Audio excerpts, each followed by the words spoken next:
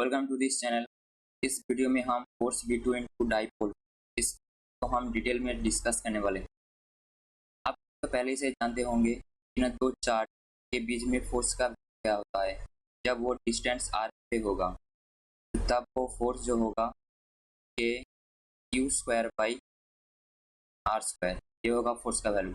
But ये क्या type के केस में भी वैलिड होगा या नहीं तो हम चेक करेंगे। तो यहाँ पर दो डाइप दे रखा है जिसका डाइप मोमेंट P1 और P2 रिस्पेक्टिवली, और वो दोनों डाइप मोमेंट एज इट इज वो पैरेलली है दे रखा है क्वेश्चन में। तो आज डिस्कस करेंगे। वो पहला क्वेश्चन होगा, दो डाइप मोमेंट पैरेलली होगा और डाइप के बीच में जो डिस्टेंस होगा वो r, ये r मच ग्रेटर देन होगा। ये r मच ग्रेटर देन किसके होगा? 2d से।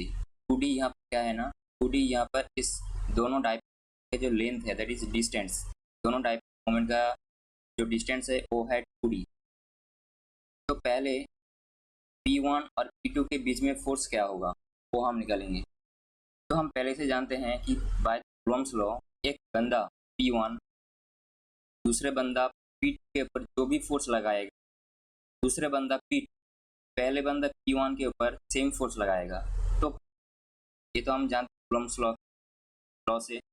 तो पहले P1 की वजह से P2 के ऊपर जो फोर्स होगा वो हम निकालेंगे। कैसे हम निकाल सकते हैं ना, सपोज इस प्लस चार्ज के द्वारा इस पॉइंट पर कुछ इलेक्ट्रिक फील्ड होगा। तो इस पॉइंट पर जब एक और एक चार्ज Q1 होगा तब इस Q1 पर जो भी फोर्स लगेगा वो हम कैसे निकाल सकते हैं? वो हम निकाल सकते हैं F equal Q into E।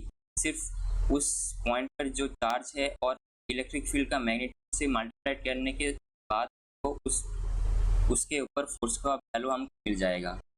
उसी कॉन्सेप्ट को हम यहाँ पर लगाएंगे। कैसे ना, यहाँ पर dipole moment P1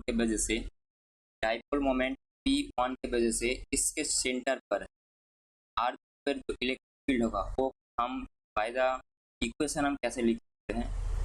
electric field E equal 1/4πε0 2 into P1 by r पे इसका सेंटर।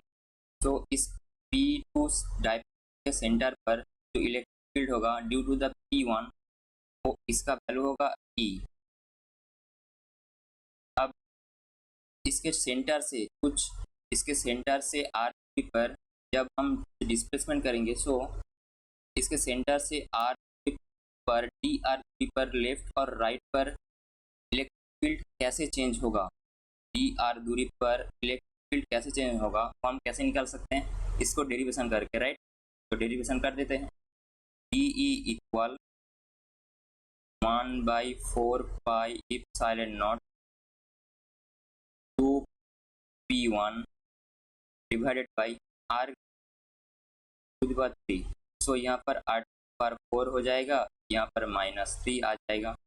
तो मैनिपुलेट करने के बाद 1/, तो यहाँ dr का 4πε0 6P1 divided by r to the power 4 into dr।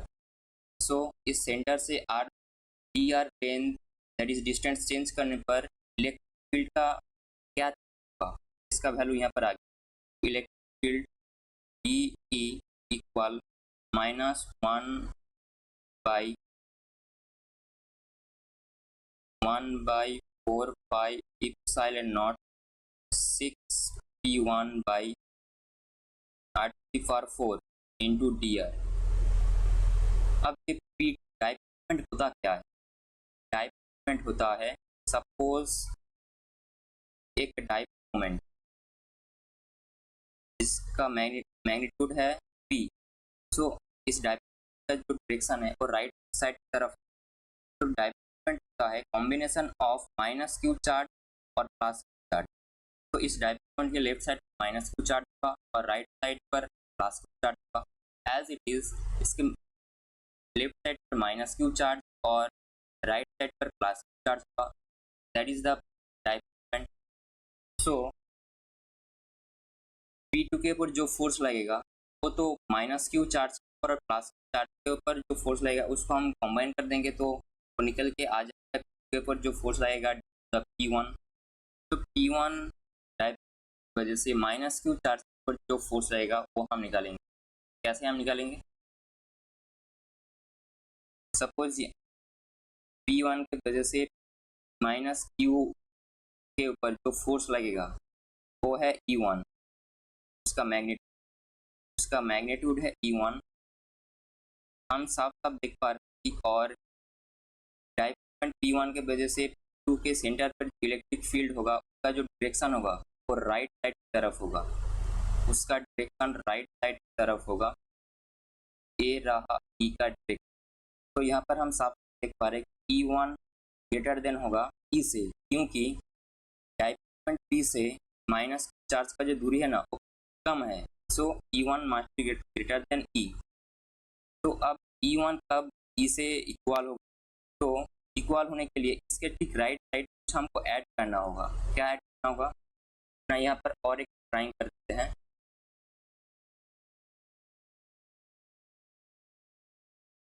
Suppose ये रहा minus charge, dipole moment plus charge, ये रहा प्लस, ये रहा माइनस क्यू चार्ज, और इसके बीच में सेंटर पर कुछ आर दूरी पर जो इलेक्ट्रिक फील्ड होगा उसका डायरेक्शन E। सेंटर से प्लस चार्ज का दूरी dr, सेंटर से माइनस क्यू चार्ज का दूरी dr इलेक्ट्रिक फील्ड। सो अब force on the minus Q charge क्या होगा? Electric field on the minus Q charge E1 equal E क्या ना, पहले से हम देख पा रहे हैं कि P1 डाइपोल के वजह से यहाँ पर इलेक्ट्रिक फील्ड होगा वो ज़्यादा होगा, और P1 की वजह से सेंटर पर जो इलेक्ट्रिक फील्ड है वो E तो कम है। सो इसके कुछ ऐड करना होगा। क्या ना, dr डिस्टेंस चेंज करने पर इलेक्ट्रिक फील्ड कैसे चेंज होगा, किस अमाउंट चेंज होगा वो हम ऐड कर। तो हम बोल रहे हैं कि डाइपोल P1 की वजह से सेंटर जो इलेक्ट्रिक फील्ड होगा वो होगा प्लस करेंगे dr। सो इसका वैल्यू यहाँ पर कम है और इसका वैल्यू ज़्यादा है। तो dr लेंथ डिस्टेंस चेंज करने पर इलेक्ट्रिक फील्ड का कैसे चेंज होगा वो हम ऐड कर देंगे। तो कम प्लस एक्स्ट्रा इक्वल हो जाएगा E1। तो यहाँ पर मॉड ऑफ dE इक्वल कर तेरा E1। तो माइनस क्यू चार्ज के ऊपर जो इलेक्ट्रिक फील्ड लगेगा और इसका जो डायरेक्शन होगा ना वो लेफ्ट साइड की तरफ, तो लेफ्ट साइड की तरफ E1 इलेक्ट्रिक फील्ड लगेगा इस माइनस क्यू चार्ज के ऊपर।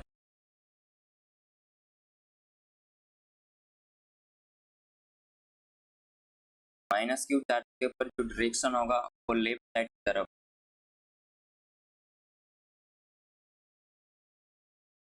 और इसका माइनस क्यू चार्ज के ऊपर जो फोर्स होगा that is force on minus Q charge that is F minus Q equal हो जाएगा U इंटू E1, और इसका जो डायरेक्शन होगा वो लेफ्ट साइड की तरफ होगा, लेफ्ट साइड की तरफ। और second, force electric field on the plus charge electric field क्या वो E2 होगा, दैट इज इसके ऊपर जो भी इलेक्ट्रिक फील्ड लगेगा सो E2 इक्वल, अब क्या है ना, डाइपोल से इस P1 डाइपोल से प्लस चार्ज की दूरी ज़्यादा है। सो E2 का जो वैल्यू होगा दैट यहाँ पर E2 का जो वैल्यू होगा ना, E2 का वैल्यू जो होगा लेस देन होगा E से। तो हम कैसे इक्वल करते हैं, तो ई से कुछ अमाउंट इलेक्ट्रिक फील्ड सब्ट्रैक्ट करना होगा। कैसे सब्ट्रैक्ट करेंगे, सो इसको हम फर्दर लिख सकते हैं E equal E minus D E. ये हम क्यों लिखा, क्योंकि यहाँ पर आप देख सकते हो डाइपोल मोमेंट P1 से प्लस का डिस्टेंस है वो ज़्यादा है, सो ज़्यादा है इसका मतलब इसका जो इलेक्ट्रिक फील्ड होगा वहाँ पर कम होगा, और P1 के वजह से सेंटर पे जो इलेक्ट्रिक फील्ड है वो ज़्यादा है। सो सेंटर से डी भी चेंज करने पर इलेक्ट्रिक फील्ड क्या और डी चेंज होगा। यहाँ पर आप साफ देख रहे हो डी चेंज होने पर electric field D amount change हो सकता है। तो ई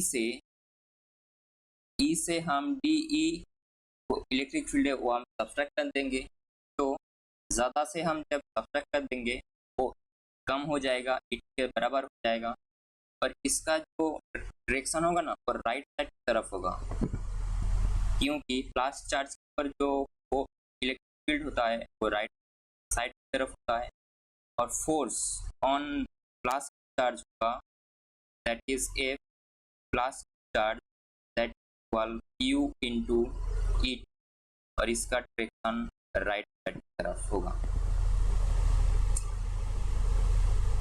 और net force on the dipole क्या होगा, net force on the dipole that is F net that equal, यहाँ पर माइनस क्यू चार्ज है ना वो इस P1 डाइपोल से नज़दीक है और उसका जो डायरेक्शन है लेफ्ट साइड की तरफ, और P1 डाइपोल मोमेंट से प्लस क्यू का प्लस चार्ज का जो डिस्टेंस है ना वो ज़्यादा है।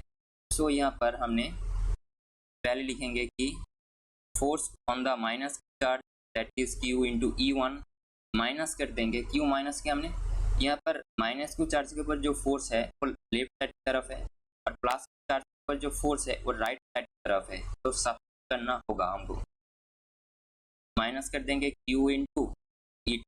तो इसके करने के बाद तो क्या निकल के आ जाएगा, क्यू इंटू E1, तो q into E plus del E minus q into E क्या है E minus del E. So q E से क्यू ई कट जाएगा, यहाँ पर 2Q डेल ई, इसका वैल्यू यहाँ पर निकल के आ जाए, और यहाँ पर पुट कर देते हैं 2 इक्वल मॉड ऑफ डेली होगा, यहाँ मॉड ऑफ डेली, तो 2Q इंटू डेली का value 1/4 pi epsilon not 1/4 pi epsilon not 6P1/8/4 into DR 6P1/8/4 into DR, और इसका जो डायरेक्शन होगा वो लेफ्ट साइड की तरफ होगा, क्यों हमने पहले ही बोल दिया, that is equal 1/4 pi epsilon not 6P1/8/4 into 2QDR। अब 2QDR का वैल्यू क्या होगा, 2QDR का वैल्यू यहाँ पर पहले से हमने बता दिया कि यहाँ पर माइनस क्यू चार्ज है, यहाँ पर प्लस चार्ज है, सेंटर से इस प्लस चार्ज का दूरी DR, इसका दूरी भी DR, सो टोटल जो दूरी है ना डिस्टेंस माइनस क्यू से प्लस चार्ज का दूरी वो 2 इंटू DR। और डाइपोल हम कैसे निकालते हैं, dipole P equal distance between two charges that 2 into DR, magnitude of one of the charges that is the Q, so 2QDR, तो 2QDR यहाँ पर, तो ये होगा वो P के बराबर होगा, तो 1/4 pi epsilon naught 6P1 into P divided by 8/4, ये होगा दोनों डाइपोल की वजह से जो फोर्स होगा, और ये लेफ्ट साइड की तरफ, सो ये लेफ्ट हैंड तरफ, इसका मतलब जब दोनों डाइपोल सेम डायरेक्शन में है, that is P1 P same direction पे है और पैरेलली है, तब के बीच में जो फोर्स होगा वो attract force would be attractive. और इसका जो एक सेकेंड कंडीशन यहाँ पर, जब ये दो डाइप यहाँ पर एक P1 मान लेते हैं, यहाँ पर P1 राइट साइड की तरफ है डायरेक्शन, और जब P2 लेफ्ट डायरेक्शन पे होगा, तब फोर्स क्या होगा, फोर्स का डायरेक्शन क्या होगा, तब फोर्स का डायरेक्शन आई थिंक आप कल के कमेंट में लिखना, तब फोर्स का डायरेक्शन एट्रैक्ट होगा, वो एज इट इज P1 के डायरेक्शन के नज़दीक होगा, दैट इज इस दिशा पर राइट डायरेक्शन।